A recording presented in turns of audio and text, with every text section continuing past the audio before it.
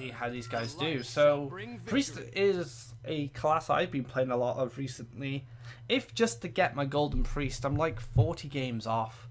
And it was kind of hard to find a stable Priest deck.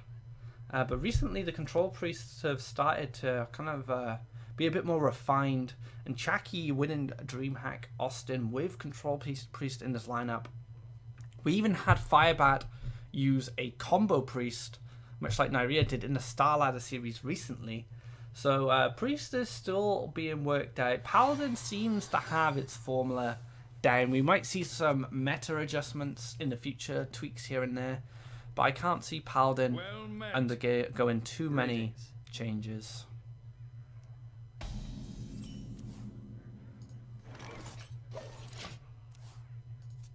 So a pretty slow start for Ingik, not really getting anything worth playing, but he does get to hero power for 4 turns and draw cards. But Museum Curator is going to be chipping away at those Silverhand recruits, and Sylvanas already found. And these priests now run Zoth as well, so they'll be able to resurrect all those death rattles, much like the Paladin does. The only strength the priest has over the paladin is he gets to steal important cards like Tyrion, like Sylvanas with those entombs, and make the big N'Zoth swings less powerful. Pyro into Powered Shield just to clear up all the 1/1s and draw that card. Gets a Doomsayer, not the best thing to find, but the Priest player does have a curve going to the next few turns with that new Shade that allows you to copy a card from your opponent's deck. Had 3 of these go down in one match recently, and I got 3 Shield Slams. Every time, just Shield Slam. Every time. Had no armor generation, just had Shield Slams, which I ended up transforming into minions with Elise later on. But it was a bit annoying, to say the least.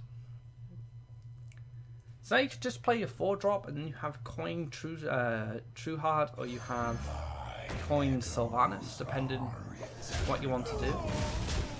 Keeps the Pyro alive as well, just to be able to clear up those 1/1s when they start coming down. So a bit of an awkward situation for Ingik here. A lot of healing, a lot of cards to play reactively. You could go for Pyro, Consecrate, clear that board. Oh no, we can't. It's on 6 mana, my bad. So we can't even do that. You can just Hero Power. So 5 turns of Hero Power in so far. And mxL doesn't need to commit anything to the board at this point. You can just kind of sit back and wait for an answer from Ingik. A Humility picked up again. And now Pyro Consecrate doesn't really work out that well because it doesn't clear the opposing Pyro. Could just go for Doomsayer to slow down the damage to the face, but Doomsayer will just get taken out by the 2 bodies on board.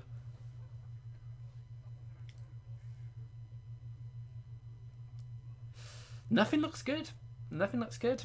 Unfortunately, 2, 4, 6, 8, 9. So can't even just cycle Solemns. Pyro quality? Ooh, already. That is tough.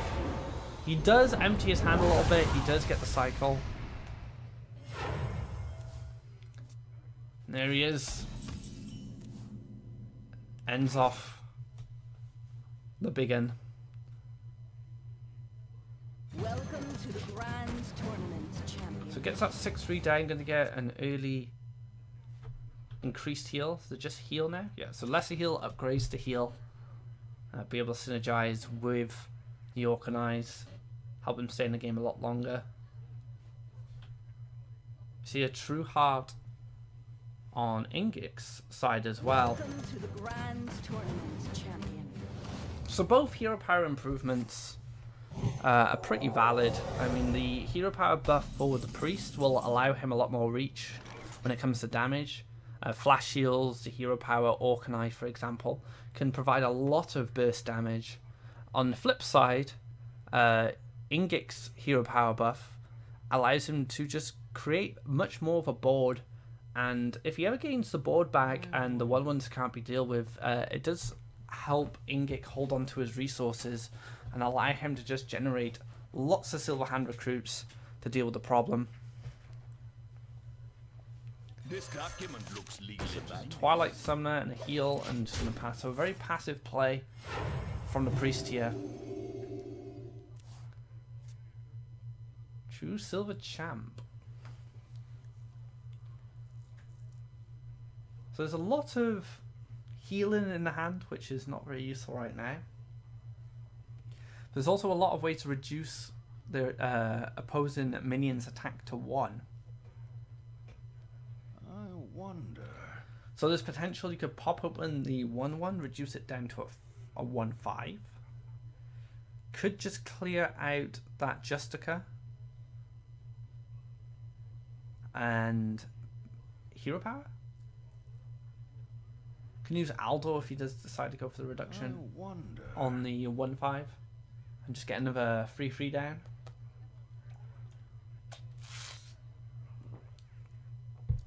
Or just clear the 1/3 hero power and pass. And allow see what the priest is going to do. Could even just develop the True Silver Champion. I think I prefer that actually. Clear the 1/3 with Justica, hero power and True Silver. And then you can clear up the 5/1 with a combination of either a 1/1 and the True Silver. Or you can use the 6/3, depending if he clears it or not.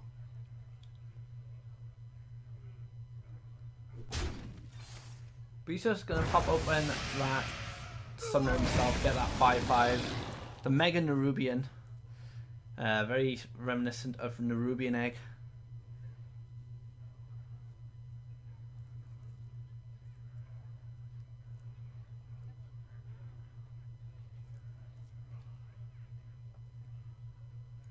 So if Ingik just wants to play passively, he could just hero power Doomsayer.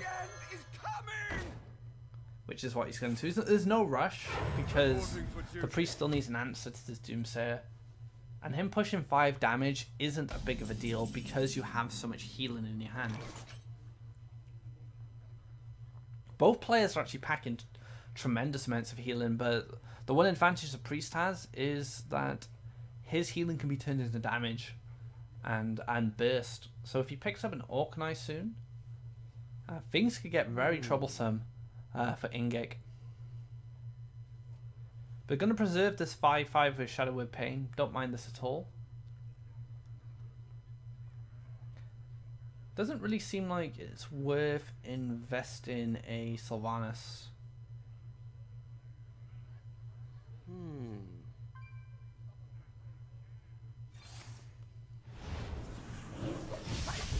Yeah, I like this. Just hold off on the Sylvanas. You don't need to play it just yet. Sylvanas will find a lot more value later. And the one thing mxL does have is he does have the Shadow Word Death on top of Sylvanas for another type of steal. Follow the rule. But the rules are going to be followed, and the True Silver Championship champion combined with the 1/5. Going to be able to take that guy out. Yep. So the board is kind of swinging back and forth between these two players right now. And as I mentioned earlier, that hero power gets a lot of mileage, but that is 14 damage in hand right now. So yeah, that's a lot of damage. Just missing 2 more, but the one issue mxL will have now is sticking to the board. If you play Sylvanas, you can just run everything into it. You could clear, well, even then you can just run all your 1/1s into it, True Silver it, run all your 1/1s plus the 3/3, get rid of it that way. I wonder. If he forces him to use a True Silver, he does set up for a potential lethal next turn. So this is a plan from mxL. We'll have to see if Ingik spots it or decides to deal with the Sylvanas another way. But there's Forbidden Healing in his hand, so he can just top himself right back up this turn if he wants.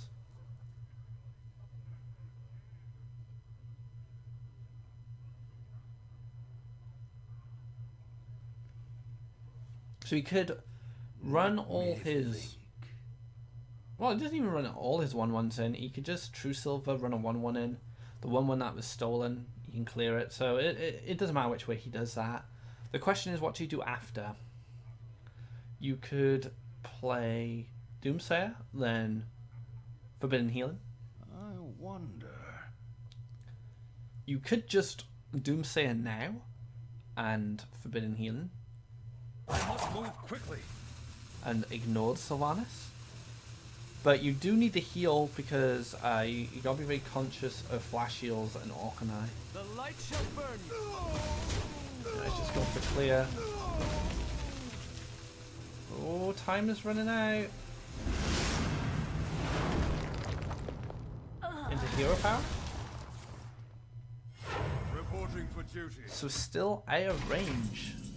A little bit more damage needs to be able to be dealt. Once again, kind of in an awkward situation. Might just see Doomsayer and a hero power come down this turn. It's so close yet so far. I bet mxL can taste it.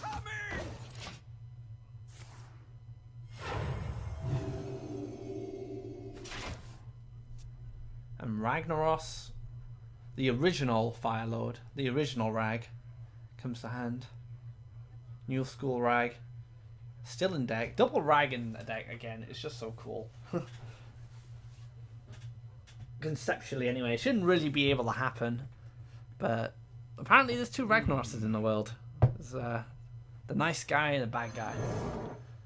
Sabi Kodo gonna deal with this, and now multiple Silverhand recruits keep coming down. This is what I was talking about. These Silverhand recruits are just a bit of a nightmare to deal with. It really allows Ingik to sit back and let mxL be more reactive than him.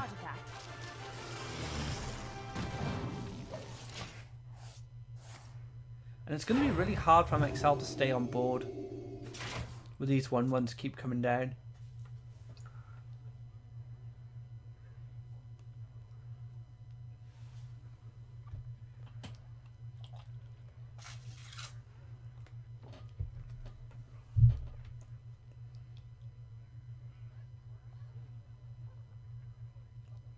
Let me think. So this can be cleared pretty easily. 2, 4, 6, 8. I think you could just clear this up with the 1/1s and the Kodo, and just hero power again and push for damage, and just keep doing this until you find everything you need to win this game. Museum Curator picked up at the top. This might give that extra bit of damage. Another Sylvanas. Can't complain about that. But how useful is it over Shift and Shade? Shift and Shade could give you a weapon. It could give you True Silver. Very, very unlikely though. Yeah, just go for the Sylvanas again. So at the moment, the ends off from mxL is going to be summoning 2 Sylvanases just from Curators. That doesn't include one in deck or any that will be entombed.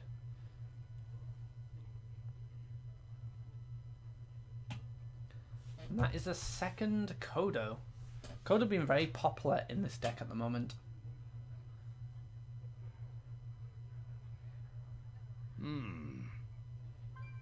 So what do you do here?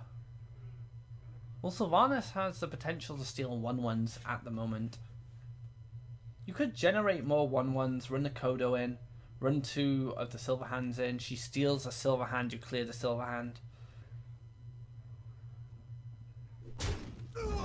Or just use the entire board, that works well too.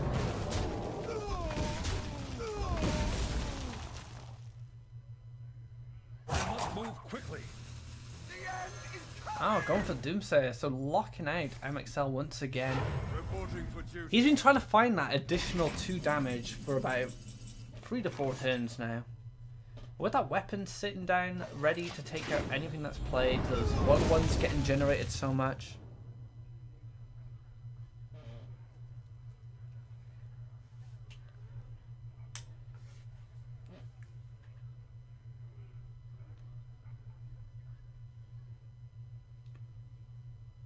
So yeah, not much really to do here. Could go for Rag, but it's just going to get entombed. That's the expectation. I like the patience from Ingik. I have no Sylvanas number 3? Are we on 3 Sylvanas right now? Sylvanas City here in Oklahoma today. What is this picked up? This is an Acolyte. Card draw is the last thing he needs. This is probably going to go into fatigue. Both players have Nzoth.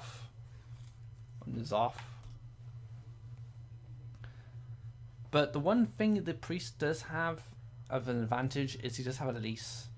So once all the threats have kind of traded back and forth, there'll always be the golden monkey to pick up the priest once again.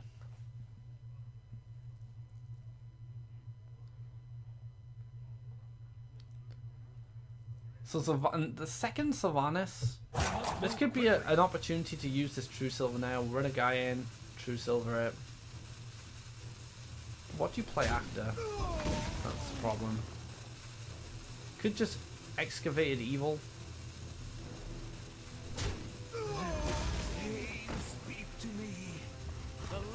Oh, I see. This is some smart stuff. So he's given Acolyte to the priest to help him deck out quicker. Reporting for duty. But this is mxL's moment. Oh no, wait, Forbidden Healing.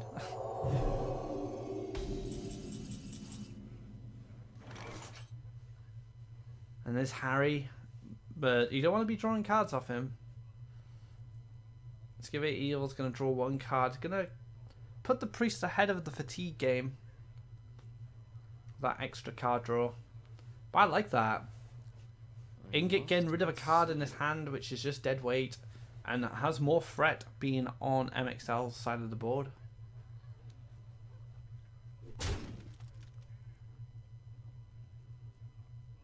Embrace the void. Wow, uses that circle healing. I'm surprised, like, circle healing to kill a bunch of 1-1s. I guess he had no choice, if you think about it. If he leaves up the 1-1s, he could have used his Excavated Evil, because he would have drawn a card regardless. So this is, yeah, so I think what mxL here is trying to do, he's just trying to push for damage and try and finish him off next turn. He doesn't actually have lethal next turn. He's a 1-off. So it's an interesting play, instead of just going for Excavated Evil, which did the same thing. And then saving that Orkney when he felt like he had enough reach. Like, Excavated Evil into Harrison might have been fine. On Ingik's side, he has to deal with the free one now. Kodo doesn't do it unless he decides to use either Albor or Humility. I wouldn't actually mind using one at this point. You've already used. You need to clear the board, right?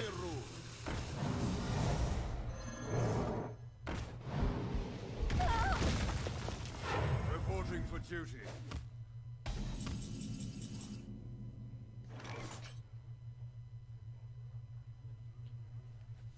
So now Excavate Evil.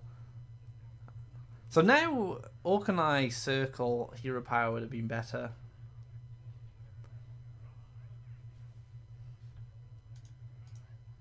I wonder.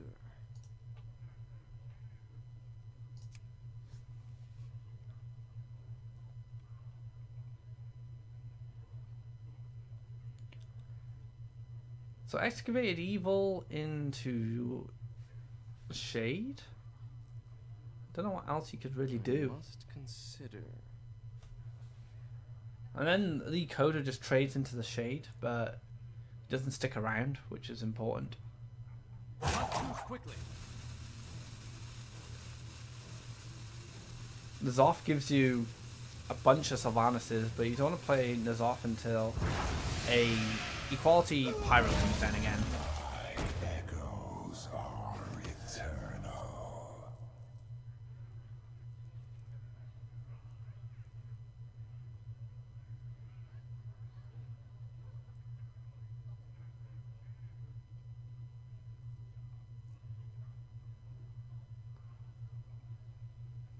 So just a 4-3 to deal with. Silent, interesting. I guess he's seen all the Sylvanuses he's going to expect this game. Apart from the ones from N'Zoth. But he'll be saving that equality consecrate for that guy. It doesn't give an extra card to mxL. I mean, you could get stuff like Tyrion off it. There's only 9 cards left in deck, so there's some potential great cards to get from the Shift and Shade.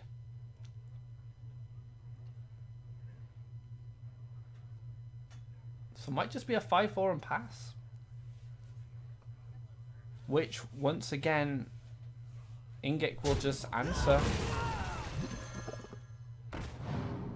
Gets to play his own ooze and just, again, generate those 1/1s, taking his time.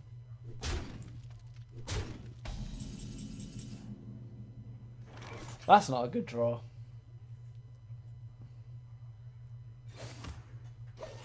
These Northshire clerics are just going to be monkey food. Power up the golden monkey.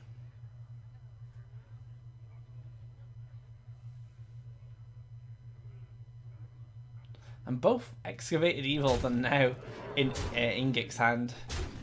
And not proven to be very useful. He does have a 6 damage board wipe available to him for all his mana.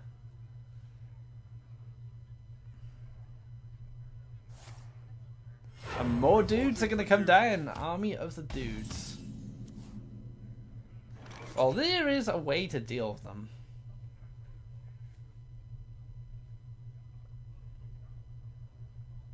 But what spell is going to be used?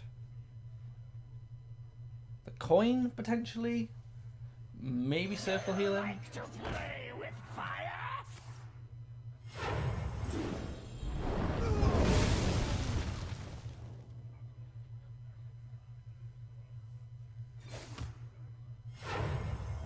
Oh, I was going to go for the flash shield, so not holding them on for damaging, we're going to use them for board preservation. Oh, True Silver off the top, so we can just clear up this Pyro with that True Silver and just keep generating more 1/1s.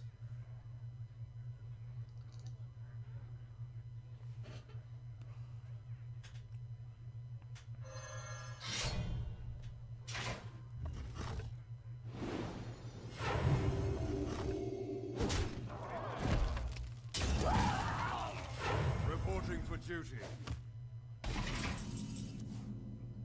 Powered shield, not a great draw. Gonna have to heal up and pass. A lot of damage is being dealt to break through the hero power heals right now, so no immediate threat for mxL. He just wants to draw that golden monkey as soon as possible.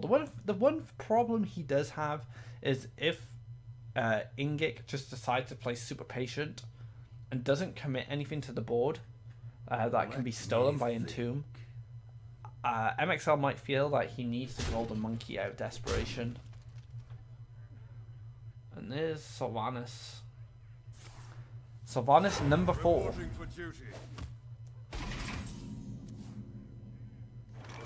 So now heal pass, nothing to Entomb.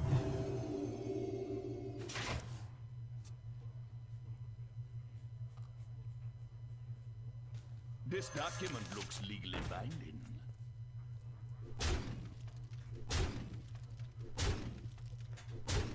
So now the 1/1s do additional damage, so 3 damage is pushed every turn. And as these players get closer to fatigue, there's the map, so Golden Monkey is going to go into the deck.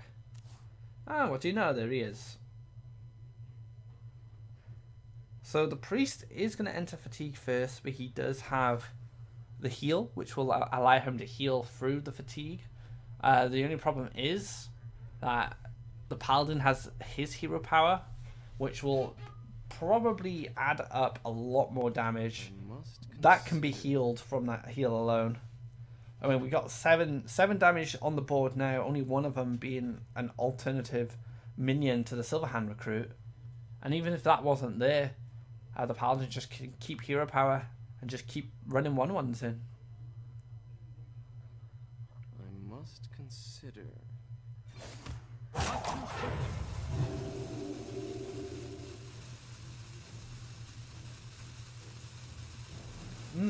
Consider using the Cleric to try and just clear up 1/1s. Is someone injured?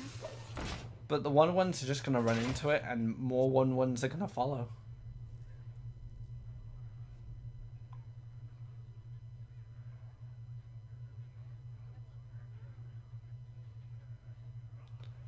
So 10 cards in hand for Ingik. He's going to have to play something this turn. You can just use the 1/1 to clear up the Cleric. Maybe drop the Light Lord? I don't know. It's kind of a tough decision to make. Depends.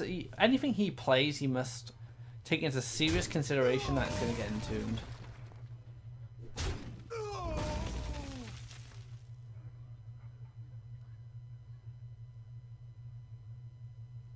Could hero power into healing? Must move quickly. Just lose a card from the hand. Those excavated evils are quite annoying because they just don't do anything for him. They're just holding up his hand size right now. Oh, the Fire Lord's gonna come down, so no Light Lord. Try and get an entomb. Shadowwood Death is gonna deal with the Fire Lord. The cards.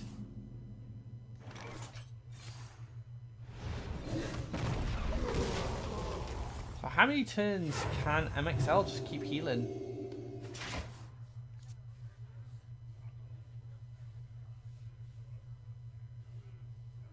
Make more guys, potentially just heal back up.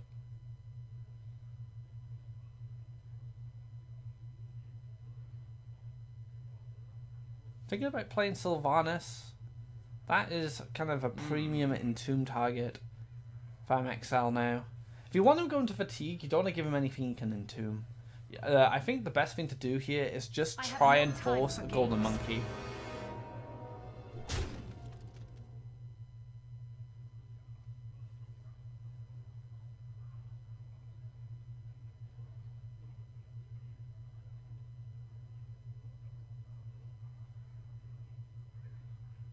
What's he considering? Move quickly. Playing around Molten Giants? I wonder. No, just a quick moment. Regather his thoughts. So yeah, Cards. last card, Orkanai. Gonna entomb that Sylvanas. Probably heal.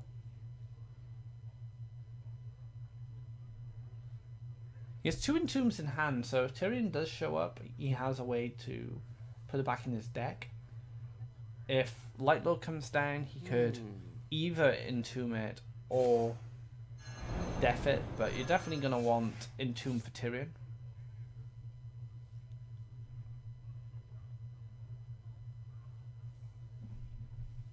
Taking 2 damage at the moment.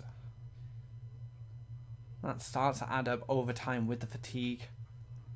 Embrace the void. Alright, so the last big AoE clear Out of cards. has been used. Unless those evils get recycled, those excavated evils, and sent back to the priest deck. But it's kind of counterproductive for Ingik because he wants to kill him for fatigue. And giving him cards to put back into his deck is just not a good idea. So I think you could just probably just can hero power and trade. You just use the weapon if you want, I suppose. Only 1 card left, so that's going to be Tyrion, I can imagine.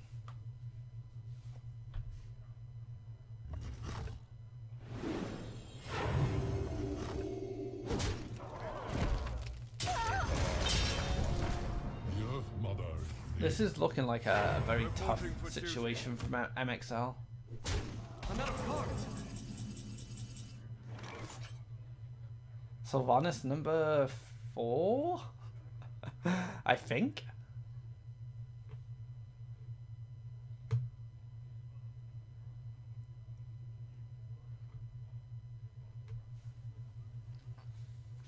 I wonder. So the question is, the problem is that as soon as N'Zoth comes down from mxL, it's going to be destroyed along with all those Sylvanas that has been saving up in the death bank, in the graveyard. I have no time for games. And it's a paladin smart, which he's starting to show he's very smart the way he's playing this. He's not going to commit that equality pyro until he feels it right. He might not even bother playing Tyrion at this point. But he has to weigh up which has more value, Tyrion or the Light Lord. The one awkward thing is Sylvanas will steal something. Let me Unless you humiliate it. And then it has to chip away slowly. And try and get destroyed. Again, just more 1-1s coming down. And just pushing that face damage. Knowing the fatigue is... Well, I think the fatigue is just going to clear out mxL. Might have to just go for the desperation N'Zoth play. Doesn't allow any healing though. No, going for it into on Kane. So now Tyrion and the Light Lord are both safe from the Entomb. And the Paladin is going to be able to deal with N'Zoth fairly easily. The race through fatigue might be a little harder. There is forgotten healing. Or forbidden, sorry.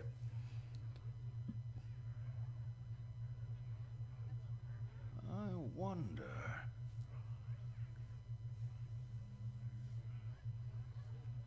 So hero power. How many cards you got? 2, 4, 6, 8, 9. Okay, so no overdraw. Hero power into heal is a play. Reporting for duty.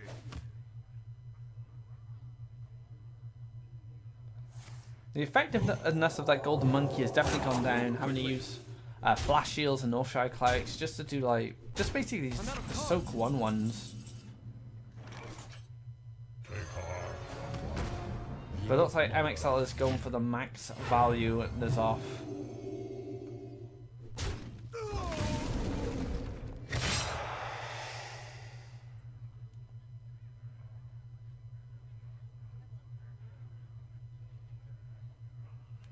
So a 1-1 could go into Kane. The rest of them can go into Sylvanas. She steals nothing. And then you could play Tyrion. And just hero power. Think.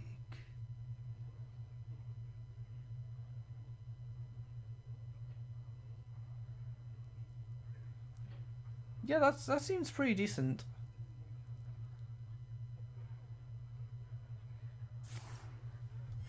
Reporting for duty.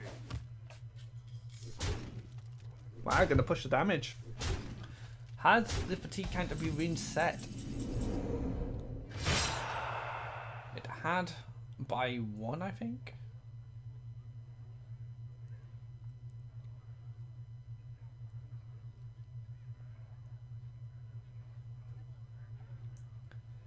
So now it's just clear up 1-1s and kind of hope for the best.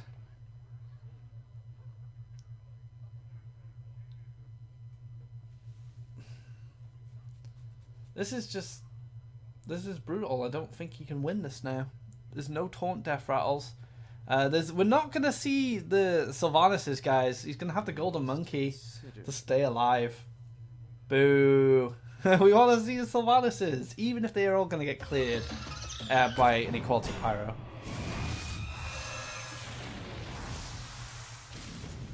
Quickly.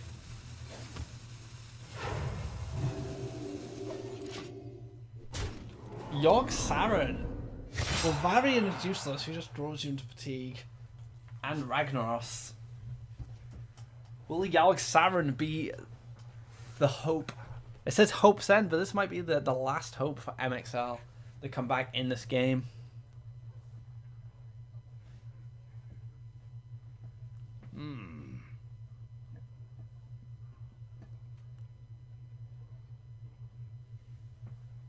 Let's try to see how he could do this.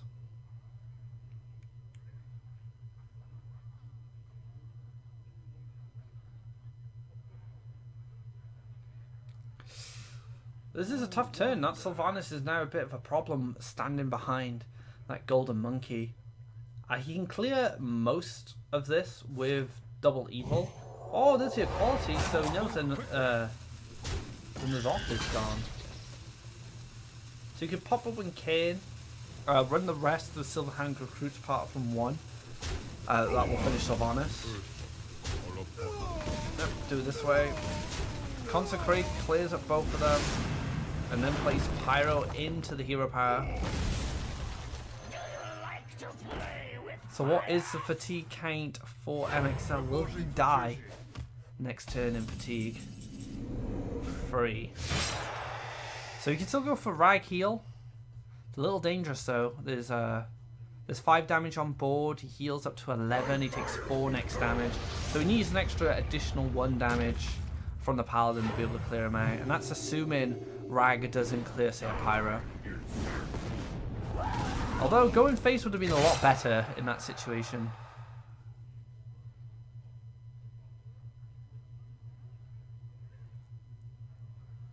So Light Lord's going to come down just to top him back up. Keep him out of reach of the Fire Lord. Light Lord versus Fire Lord. But Light Lord gets an army of Silverhand recruits. Reporting for duty.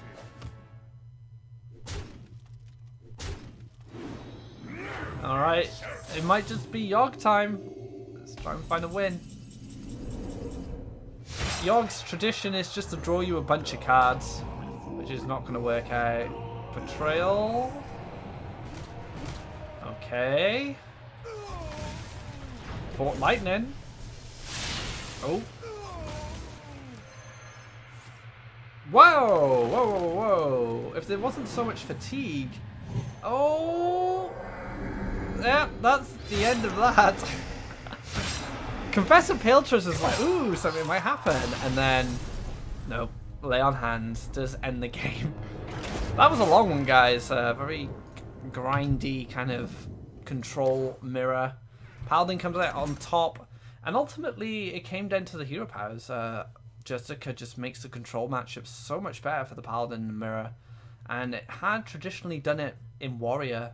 Well, against Warrior, and that seems to have transitioned over to Priest as well. So, yeah, a very tough game there. But Paladin is now out of the mix. The Priest will return. So we'll have to see whatever decks these guys bring. Control seems to be the name of the game so far in what we've seen on stream. So I doubt we're going to see a lot of aggro in this tournament. The metagame does seem very lean towards the control decks, but I don't know what I never know what classes these players have, so it's always a surprise to me. But for you guys tuning in, this is the GosuCup HCT number 6. I'm Aquablad, and I'll be bringing you the tournament right up to the end and right to the grand final. So we have a few more hours of Hearthstone action in store for you, and it might be another control mirror, guys.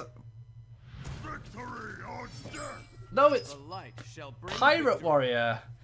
Stan Sifka revealed a list today that he was considering for the preliminaries, which was a pirate deck. So maybe this is that list.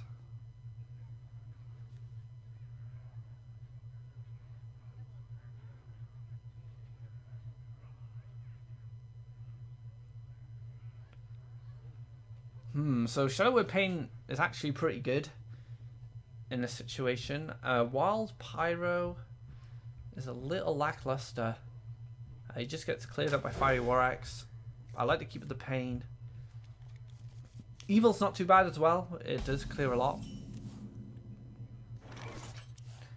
And Shift and Shade gives them something on curve to play.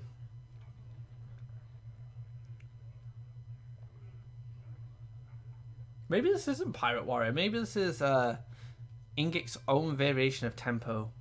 The only pirate we've seen is the Dread Courser. The only reason I think it's Pirate Warriors is because there's an upgrade in hand. And upgrade's not very common in Patron. And it's the only other thing Dread Courser would really squeeze into, so we'll have to see. Can I have a withdrawal there from mxL? Really wanting those museum creators. And there we go. Nazoth's first mate. Some guy on a bug. A bug pirate. For some reason, Nazoth, the almighty old god, his first mate is a 1/1. This is very weird.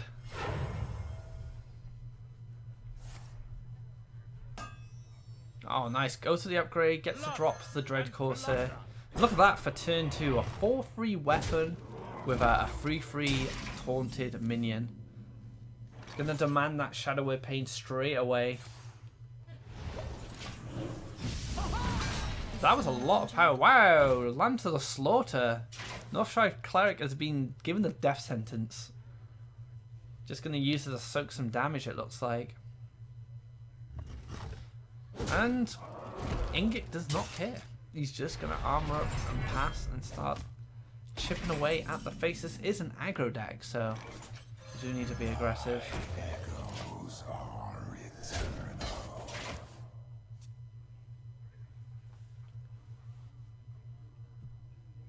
So now Bloodhoof Brave doesn't seem too bad. 2/6 body. Going to be hard to deal with without a Cabal or another Shadow Word Pain. I could use that weapon to clear up the 4/3 if he really wants to limit the amount of damage. Could clear the 4/3 with the weapon and go for Crocon to push some more damage. I have an axe to grind. Nope, just going to push that face damage, develop that Arcanite Reaper next turn. Oh, nothing looks great here.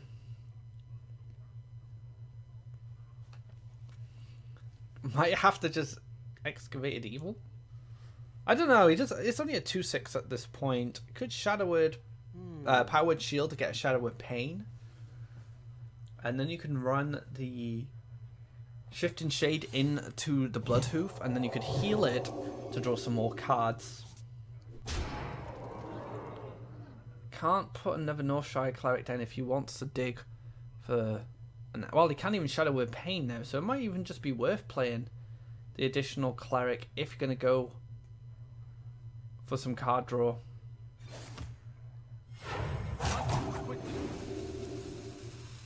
Oh, that's not what you want to find. Nazoth is a little slow. Uses that flash heal, a bit afraid of the reach of this warrior. I don't think he had enough to do that much damage, but the Arcanite Reaper is definitely going to push 10 damage combined with the Bloodhoof, so a Pyroblast going to face here. With 5 extra damage to come, plus the Crocon, that's 9. So he's still a little bit off lethal. He still needs at least 2 turns.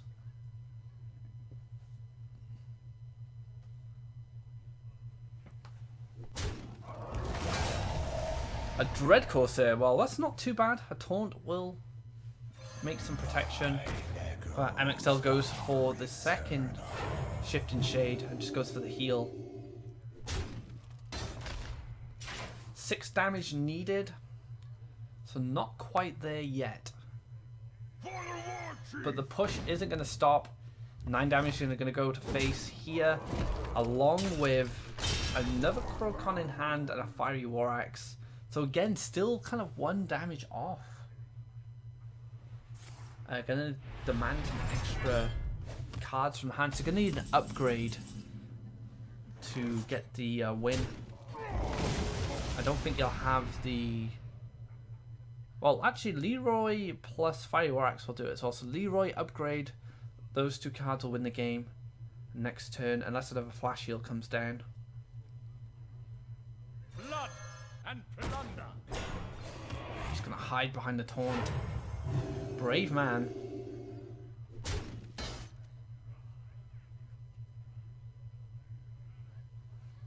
Nope, goes for Flash Heal as well. I'm not surprised. I'd be a little worried at this point.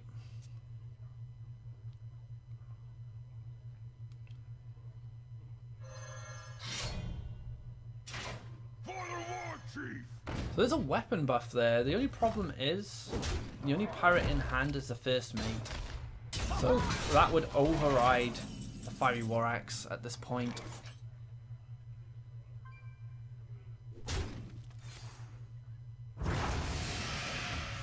Oh, and mxL is holding on here. Just barely.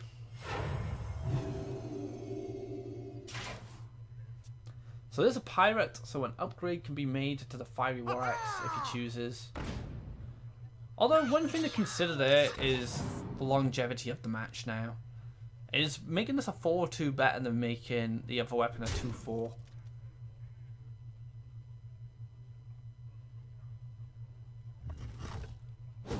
No? Provin? Maybe just want to invest too many resources. Provin does get cabaled. That's something to consider, but mxL's still going to need to find a way to deal with this board. Entomb the 3-4 and clear the 2-1. Provin gets buffed by 2.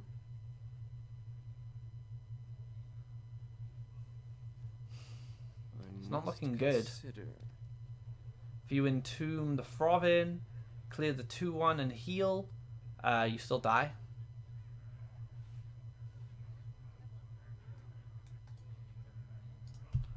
Just realised I have the scores wrong there, guys. I apologise. Ingik is 1 up. Can clear something, go for the heal on the cleric to try and find something to bring back in the game. Another entomb isn't the answer, so a 2-0 lead for Ingik. And that priest is just not doing well at all. Got out-controlled by the paladin in the first game. And now the pirate warrior, which is looking very similar to Sansifka's list, takes a win against the priest as well. So the priest has been holding back at mxL. And we'll have to see what the last deck is from Ingik. It could be the deck to beat priest as well.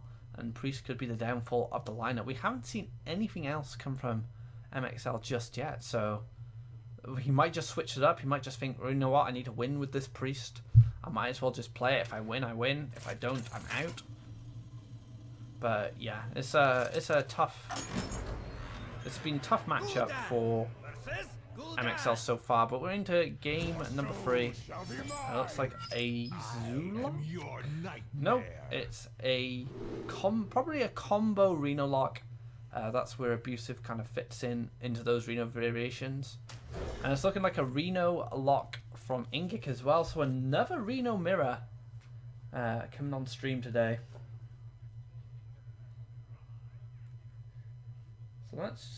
So this is our. We don't know what variation of Reno lock that Ingik is playing. The Cafoon one I haven't seen a lot of, so I'm curious if he's just running combo.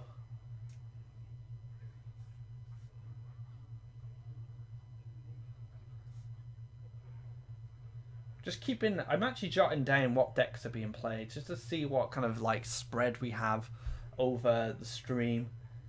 Control Priest. So far we've had 3 Reno locks and 2 Control Paladins, and all the rest. Well, we've had technically 4 Reno locks. We don't know what. Oh, this is an Abusive Sergeant one, so I'm going to say this is combo. So 3 combo Reno locks, 1 Cafoon Reno lock, 2 N'Zoth Paladins, and the rest have just been kind of a mixture.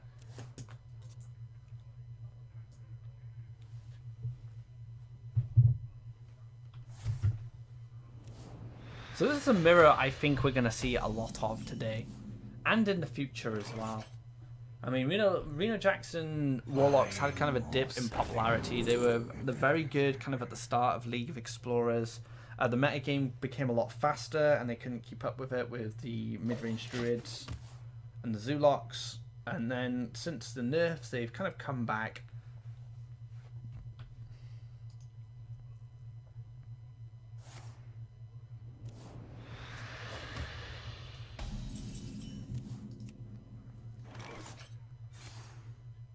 So this has a lot more win costs than some of the arena locks I'm used to. We've got the abusive. Oh, we found the possessed villager off Dark Peddler. That's my bad. Jotting down the classes that were being played. Singe and Shieldmaster is another card that's kind of been revived from the classic era, along with Stampeding Kodo.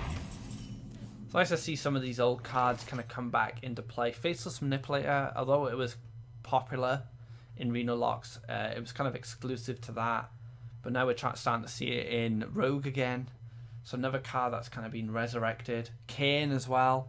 Kane is another one that's come back, so it's nice to see some of these older cards get in play again. Funnel cakes! Get your funnel cakes here!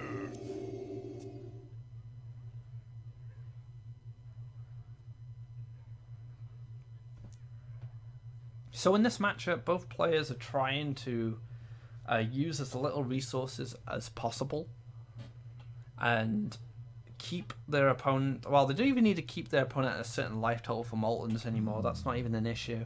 So they either one player gets Forsen first and hits all of the key components for a combo and just combos them down, or they just kind of go back and forth on the board. And like I said, the player who uses the less resources to fight for board will generally come out ahead in hand battle. Get in there and fight, maggot! Gets to heal the Refreshing Vendor back up as well. But both players have access to hard removal in the forms of a Twisted Nether that wipes the entire board, Siphon Soul, Shadow Flame combos. There's a lot of AoE removal on both sides. So when we were watching the Powder versus Jaco match, it was very back and forth. And this is probably how this matchup is going to go. This is generally the theme of control mirrors.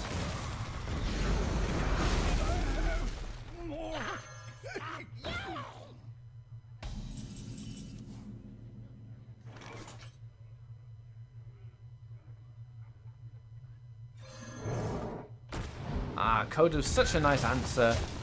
Kodo has some excellent targets in this game now, that being one of them.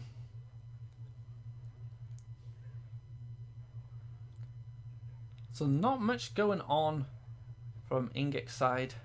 Sylvanas is kind of poor. mxL just trade both his minions into it and deal with that. And then he has the initiative on board once again.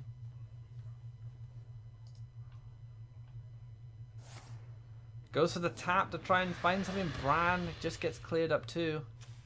2, 4, 6, 8, 9. You could just wait.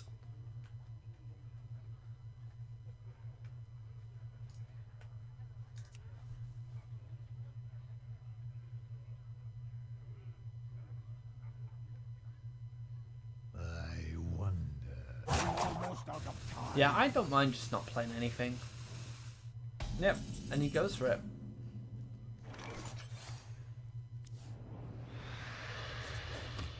So now mxL doesn't have to commit anything else to board, he can just wait. It does make things a little awkward for Ingik because he has to clear this side of the board, try and develop something himself, and hope he can get the board back in the future. But with what he has in hand, nothing is good at all. And there's 12 damage available to mxL if the board isn't answered. And if he picks up a Power Overwhelming, it's going to be lights out.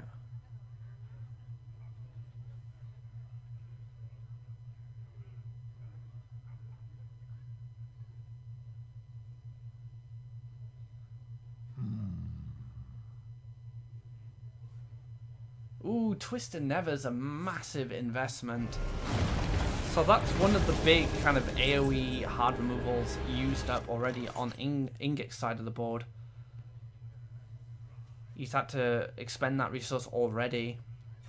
And now mxL can just recharge the board. Get that 3-5 down, get that 2-4 down. And is in a very similar situation he was in before. He has to answer these minions. Bran into double peddler. Well, into the double peddler discoverer. Try and find something to help him. Soulfire. It's not bad. Not bad at all. And Flame Imp can't really be picked up right now. So that's actually not a bad alternative with the healing that's in the deck. And nice. So now a big Argus comes down.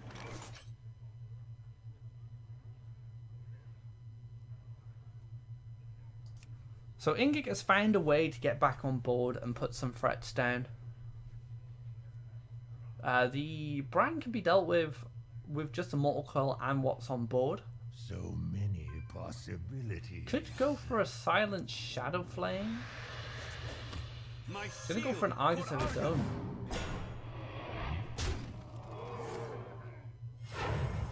Oh, he's going for the Shadow Flame on the Taz Dingo. That's fine. Keep the Spellbreaker for something else.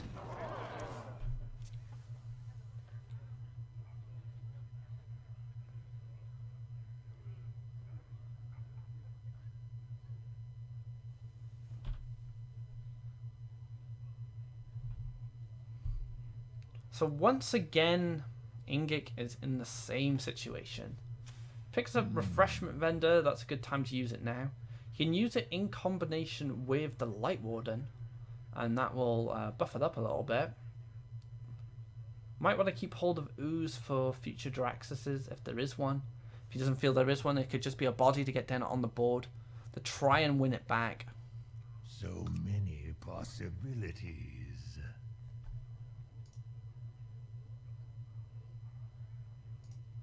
Almost out of time. I have no time for games.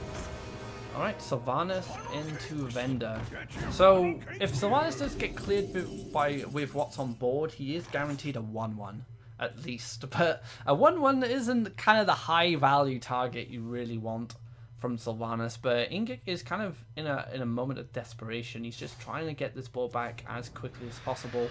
He doesn't want to be taken out by a Leroy combo. But Silence is going to deal with this Sylvanas, and more damage being pushed to face, trying to find that lethal with the Leroy Jenkins. No Reno Jackson in hand for Ingate. He does pick up Forrison, but that's not going to help in the situation. May have to tap. See if we can find an answer there. A Shadow Flame might be able to help. Could run Sylvanas into this guy. Doesn't have a Mortal Coil. And then Shadow Flame Sylvanas. It does leave the Drake alive.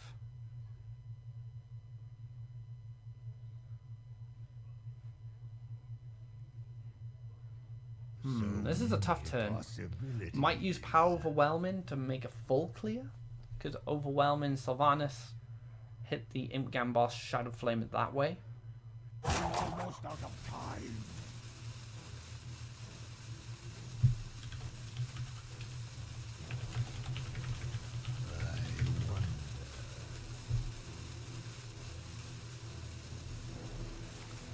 Yep, I think he's going to go for that Shadow Flame. He has to clear the whole board just because of the risk of Leroy Jenkins.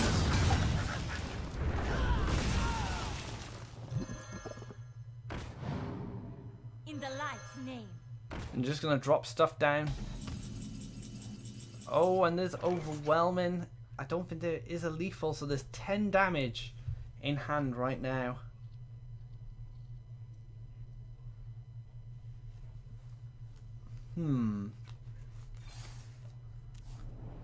Shadow Bolt. So Forson seems pretty decent. Especially if you pick up Faceless next turn.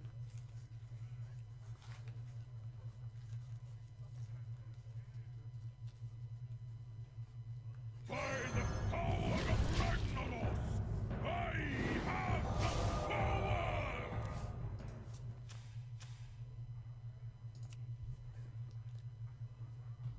power! So Psychotron is going to be able to slow things down at least for mxL. For Ingik, sorry. 2 Reno locks in a mirror. Getting confused. I wonder. Forsen has to go. Goes for the tap. So, oh, Siphon Soul is a way to deal with it. He really needs to find Reno Jackson just to put him out of range of that Leroy Jenkins.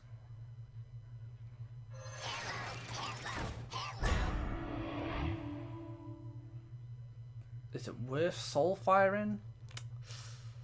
Could just abusive, but abusive is the only part of his combo at the moment. He used the power overwhelming to Shadow Flame, so he's gonna need abusive if he wants to have a combo of his own. But that might not just be his concern right now. Staying alive is a lot more important, and keeping as much of the board intact as possible. Oh, what a pickup. That is tough. Oh, he isn't going for it. He's going for the Shadow Bolt instead. Oh, right. Is that... Yep, lethal with power overwhelming. Very nice. So that's going to be a game for mxL. He's going to win the Reno Jackson mirror. So well played from mxL. Managed to keep him low enough, long enough to get that Leroy Jenkins win. He still needs 2 more wins. He needs to find a win with that Priest deck. So that Priest is going to be facing against a combo Reno Jackson lock in the future, maybe even next game. But there's also a mystery deck coming from mxL, so we'll have to see what he decides to bring. He can't bring Zulok. He's already got another Warlock. So... could be Shaman. We haven't seen any Shamans at the moment. So that's a bit surprising. Shaman was kind of raved about. Has a lot of power, that deck, a lot of reach. So potentially a Shaman. The meta game's very open right now, so it's very hard to predict what people are bringing. But Ingik isn't out of this yet. Just needs that one more win, and then he will take this round and move on to round 4.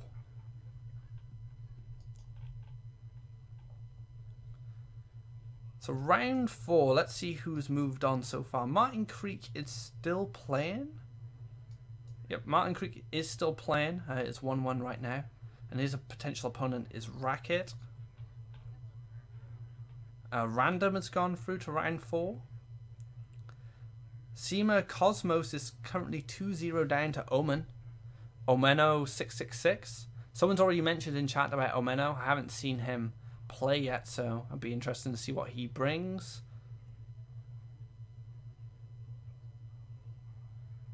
Noblord is in round 5. Sorry, round 3. No? Yeah, round 3. Playing Ready to Rumble. And the winner of this faces De Excello, who is in the chat as well. So he's getting a little bit of skating done. So that means Spo has gone out. So who did Spo go out to? Deg Host. Okay.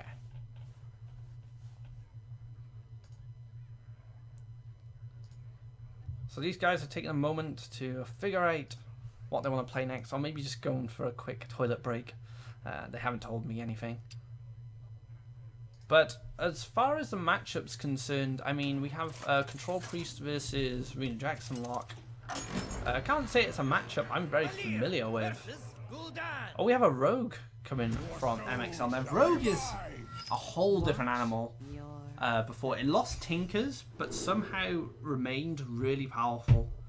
Gadget Sand still being an incredible card, especially when combined with the new Rogue legendary Xarel. Speak of the devil.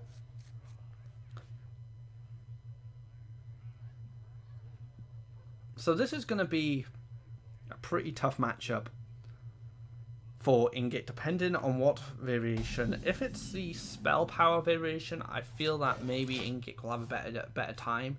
If it's the Leroy, that instant damage can come a lot quicker.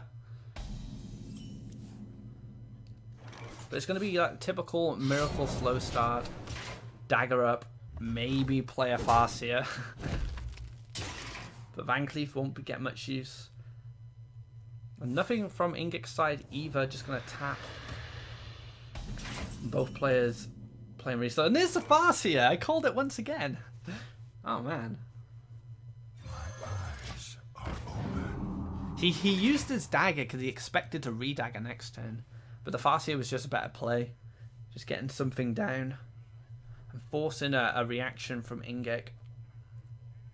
Because if he Shadow Bolts this Farseer now, he gets to play Tomb Pillager next turn, which is a better minion.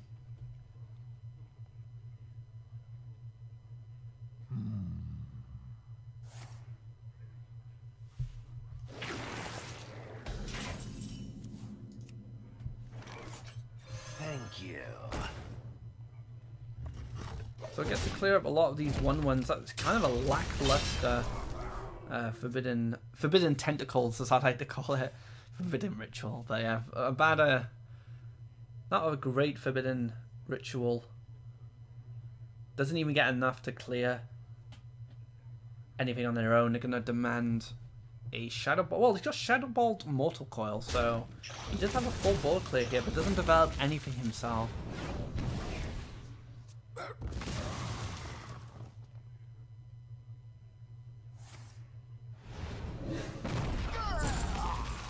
But Tomb Pillager number 2 is going to come down. There's a prep picked up as well, so some good gadgets and fuel. Got the coin prep of this already, and the backstab as well. So the card draw is looking pretty good for mxL in the future.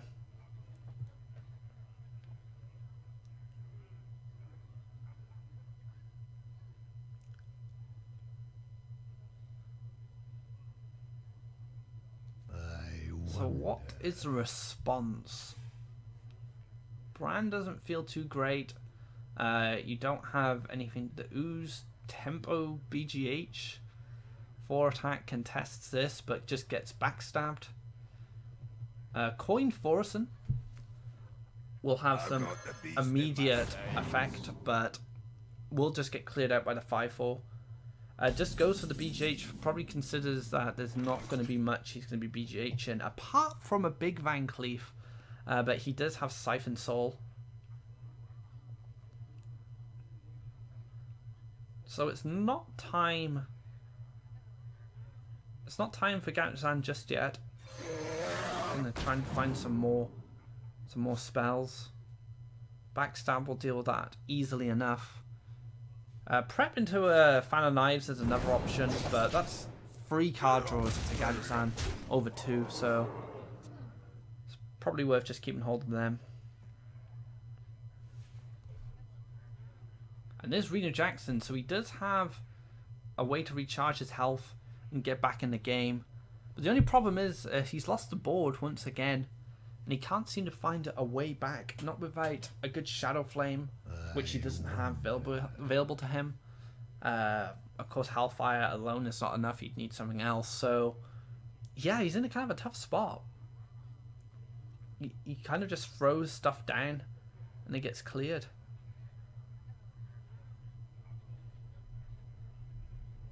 So many possibilities.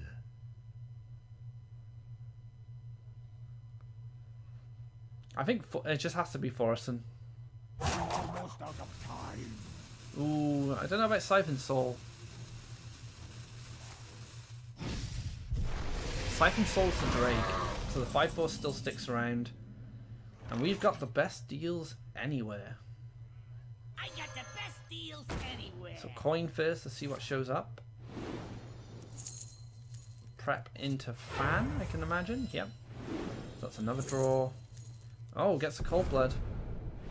So the damage can start rolling. Oh, double Cold Blood. Nasty.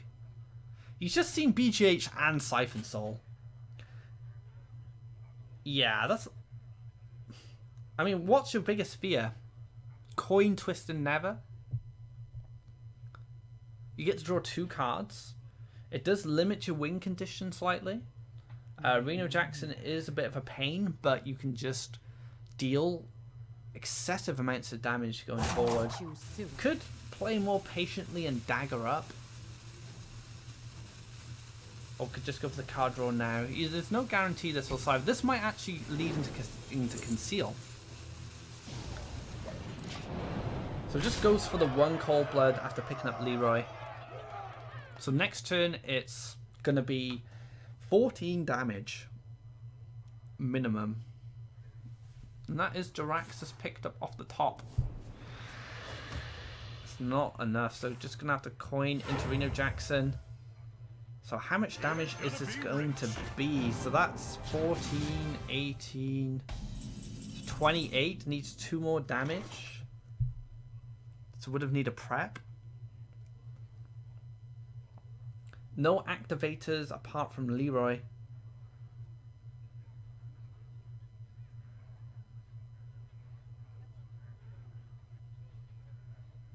I wonder. So if he goes for the Leroy, he would be banking on a prep in the 2 card draws that follow. But now he could just go SI7, dagger up, and set lethal for next turn.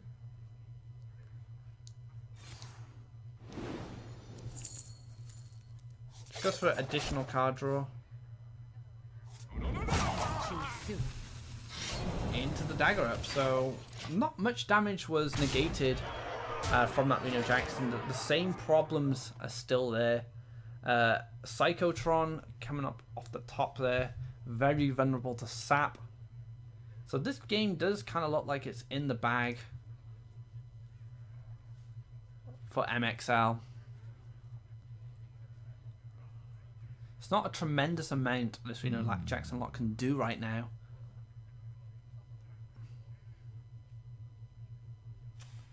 What could he play? Like, the best things that he could probably play is the Psychotron and hope it doesn't get sapped. And then Swamp Ooze.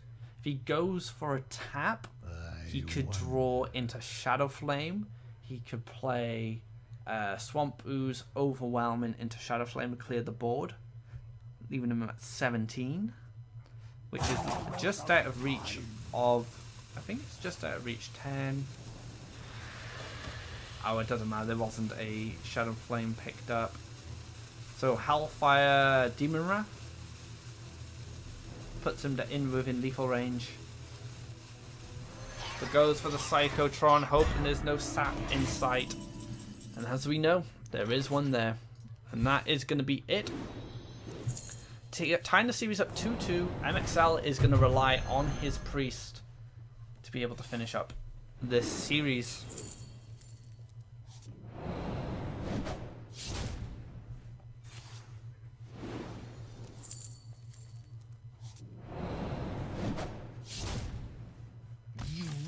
And doesn't want to see any more cards draw. Yeah, he's done with that. So 2-2 so far between these players. They seem very evenly matched. I think both been playing very well, making good decisions. But now it comes down to this Priest once again. Not had much luck with it at mxL. I don't know whether that's experience with the class, experience with the deck, but yeah, things have not worked out. So now he needs to beat the Reno Jackson lot, which hasn't worked out on the flip side for Ingik. So both players' underperforming decks are going to have to go up against each other, and one of them is going to come out on top and move on to the next round. So not much decision making needs to be made by these players now. They both should know what's going on.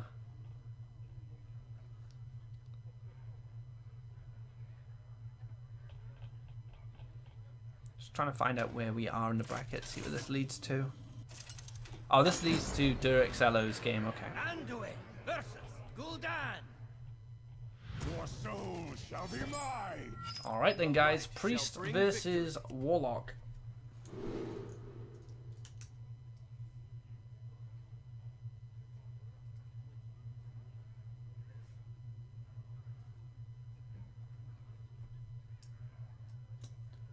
Just adding Miracle Rogue to my list of decks that are being played today on stream. So this is again another matchup I haven't really played recently. I don't tend to find a lot of Reno Jackson locks on ladder where I am at the moment, so this is a matchup I'd like to play a little bit more while I get my Golden Priest.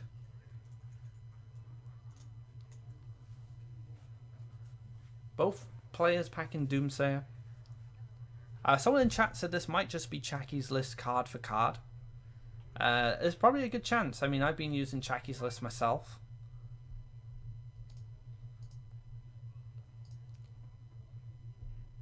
Considering what to keep, that is a curve. He throws away the Doomsayer just to get another minion, or maybe find something a little bit more useful.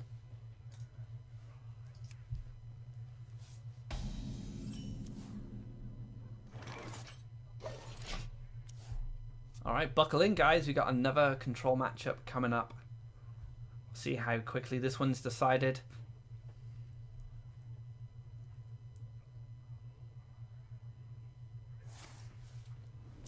It should turn out a little bit better than the previous match, control match that mxL had against the Paladin, simply because that hero power isn't there anymore, so free pressure can't be developed by the Warlock until he gets Jaraxxus down.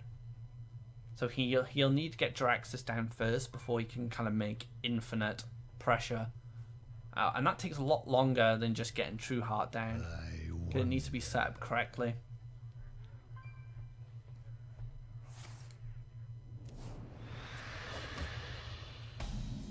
So not much going on from both players. An early Elise will be set up for mxL. Gets the free 5 down, You have the artifact. but also gets access to the Golden Monkey a little sooner than he had hoped. And then he can time it if he needs to change his deck into that legendary deck. The end is coming! So the one and only Doomsayer from Ingik is probably going to get Shadow with Pained. Keep this 3/5 on board. A little harder for a Warlock to deal with a 3/5 outside of 2 cards, Shadow Bolt and a Mortal Coil. Might feel like playing Pyro to create additional pressure.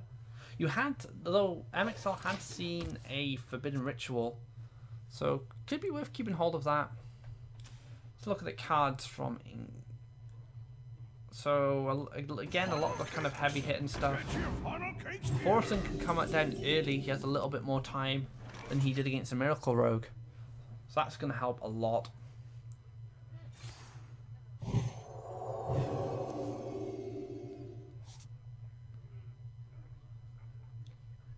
So both decks do have burst damage. The Priest has it in the form of Orkanai plus Flash Heal Hero Power. And the Leroy Jenkins combo comes from the Warlock side. And Forsen will already hit some really good stuff. So he's going to hit Alex, the slices health in half. He's going to hit the Faceless Manipulator, so the combo can be played, along with the Power Overwhelming. So some really good stuff is going to be hit by Forsen if he goes for it. If he really wants to clear the Elise, he could Hellfire, but I just think Forsen's just too good right now. By the power of Ragnaros, I have the power!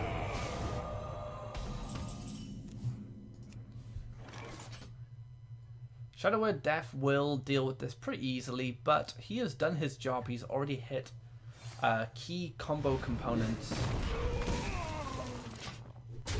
And it's going to be tough for the Priest to heal outside of the combo range without the Flash Heals.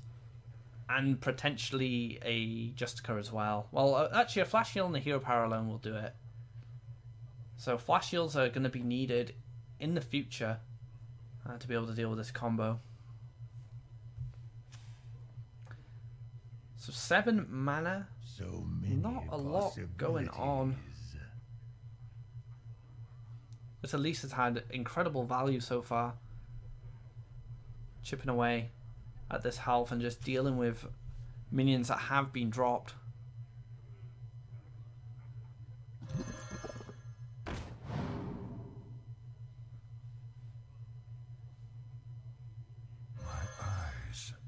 Just dropping the bodies and argus them up. Try and bully this Elise off board.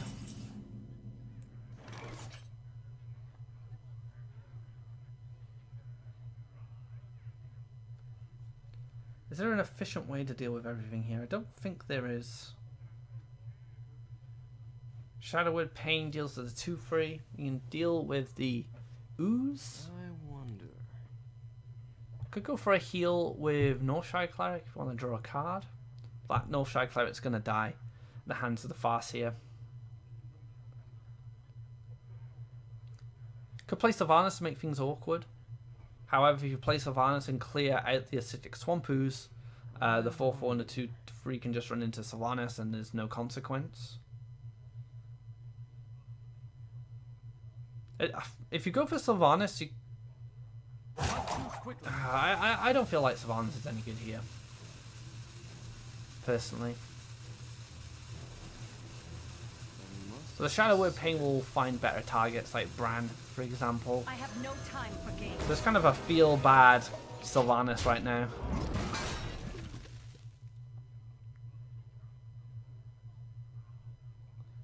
So probably not gonna Alex this turn. Simply because he doesn't have the combo in hand ready. He's gonna want to do that the turn so we can kill him the following turn with the combo. Could just run everything into Sylvanas here. Or we could run the 4-4 in Hellfire to clear everything and drop Sen'jin.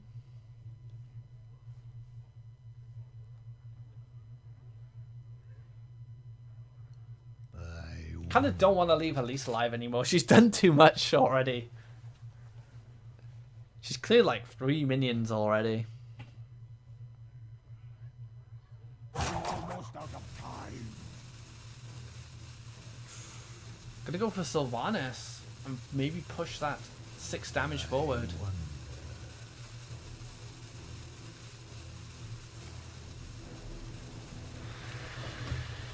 The light shall burn.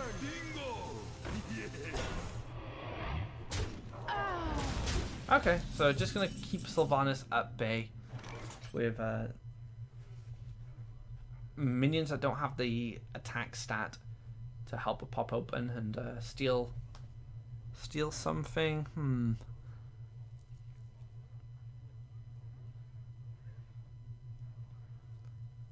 So yeah, this looks quite nice. Orkanai will ping the 4-1.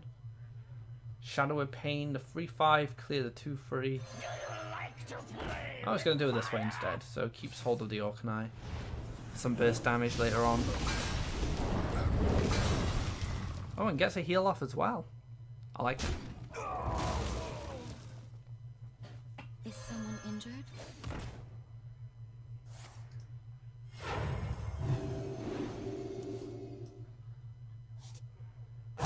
Quickly.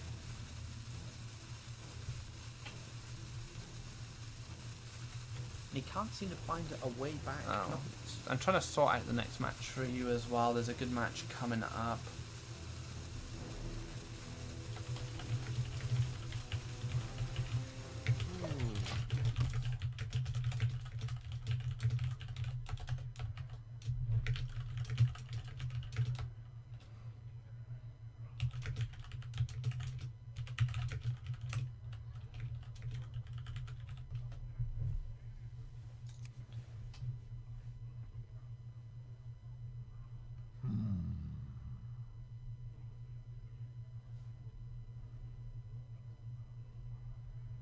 He was thinking about the circle healing, but that could be comboed with Orkanai. Gets the Twister Never Clear into the Peddler. Doesn't find anything too exciting. Mortal Coil might help him trade a little later. But time to go to the Grand Tournament, guys. Grand Tournament champion.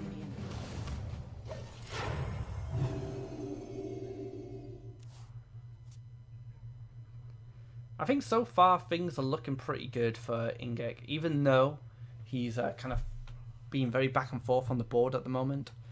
He has the combo in hand, so he can clear this Justica with a Mortal Coil. He can play Alex, and then he needs his opponent needs a flash shield, or he's dead. And that's what he's gonna go for. So now mxL needs to get a flash shield to stay in the game. And there is no flash shield there. Not to mention he has to answer the Alex as well. Welcome to the exhibit. Yeah, none of them are good options, unfortunately. And this is kind of why this matchup is probably better for the Reno Jackson Lock. Because some classes just get their health sliced in half by the Alex and they can't do anything to save themselves. But yep, that's going to be it. And the win is going to go over to Ingik after a very long series, very back and forth series. But overall, I think it was really good. Both players showed they definitely know what they're doing and made some great decision making. But unfortunately for mxL, his tournament run is over, and Ingik will continue into the next round. So, yeah, that is it. So, Ingik will move on to play against the mxL. I could potentially do that game next. I was looking for Martin Creek's game, but I have a funny feeling they've already started.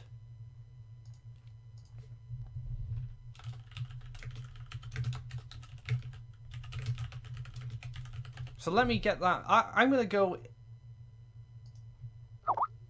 I'll go into the follow-up match for this with Ingik and Durexello. Since we have one of you guys watching and participating in the chat. So that would be pretty cool. So I'll have that game coming up very shortly. So don't go anywhere. We'll be back in the next 10 minutes with the next match.